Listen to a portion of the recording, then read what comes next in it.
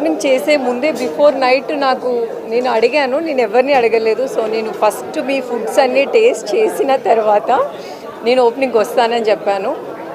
ఆ ఫుడ్స్ అన్నీ నేను టేస్ట్ చేయగానే చాలా హ్యాపీ అనిపించింది. నిజంగా మా మమ్మీ ఇంట్లో ఎలా కుక్ చేస్తారో, గుత్తి వంకాయ పులావ్ కానీ, మిర్చి కారం మిర్చి పులావ్ కానీ, ఇంకా రాయలసీమ నాన్ వెజ్ స్పెషల్స్ అయితే చాలా బాగా నచ్చాయి.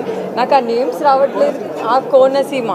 కోనసీమ ఫుడ్స్ నాకు చాలా బాగా నచ్చాయి. బిఫోర్ నైట్ ఆల్రెడీ నేను టేస్ట్ చేసిన తర్వాత ఈరోజు నేను ఓపెనింగ్కి వస్తానని వీళ్ళతో ఫైట్ చేశాను.